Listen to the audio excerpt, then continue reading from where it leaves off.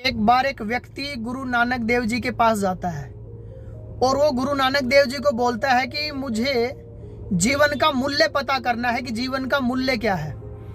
तो गुरु नानक देव जी उसको कुछ नहीं बोलते, उसको एक पत्थर दे देते हैं और उसको बोलते इस पत्थर को लेके तुम मार्केट में जाओ और इस पत्थर की वैल्यू पता करके आओ, इसका मूल्य पता करके आओ, मैं उसके बाद तुम्हें जीवन का मूल्य बताऊंगा।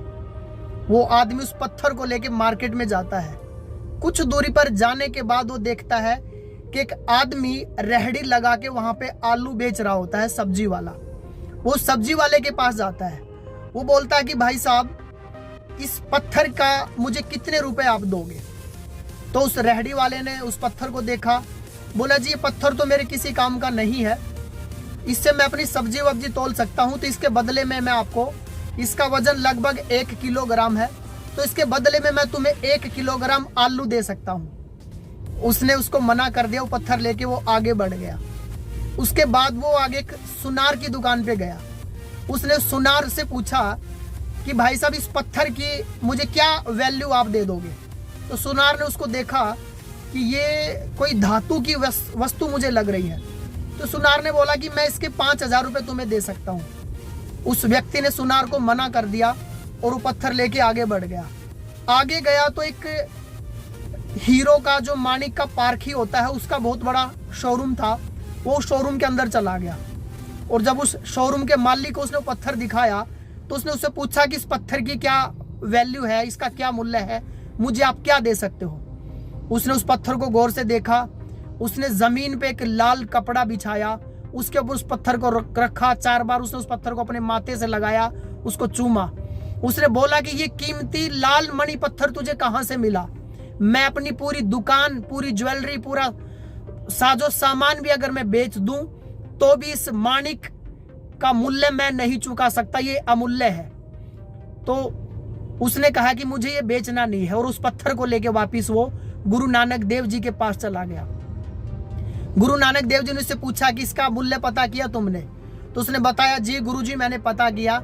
मैं पहले एक आलू वाले के पास गया, उसने मुझे बताया कि 1 किलो आलू ले जाओ उसके बदले में। फिर मैं एक ज्वेलरी वाले के पास गया तो उसने मुझे बोला कि इसके बदले में 5,000 रुपये लेके चले जाओ। उसके बाद एक मैं पारखी व्यक्ति के पास गया जिसको हीरो की माणिक वगैरह की वैल्यू पता थी। तो उसने मुझे बताया कि ये तो अमूल्य है, इसकी कोई कीमत लगा ही नहीं सकता, मैं सब कुछ अपना बेच दूं उसके बाद भी मैं इसकी कीमत नहीं दे सकता। तो गुरु नानक देव जी ने उस आदमी को बताया कि तुम्हारे जीवन की वैल्यू भी यही है। तुम चाहो तो इस जीवन को उस 1 किलो आलू की तरह सस्ते में बेच दो, तुम चाहो तो इस जीवन को उस ज्वेलरी के मालिक की तरह 5,000 रुपये में बेच दो, और अगर तुम जीवन के पारखी हो तो तुम्हारे जीवन की कोई वैल्यू लगा नहीं सकता, इतना अमूल्य जीवन है। ये 84 लाख जीवनों के बाद एक इंसान का चौला एक शरीर तुम्हें मिला है। इस शरीर से तुम जो चाहो लाइफ में वो कर सकते हो।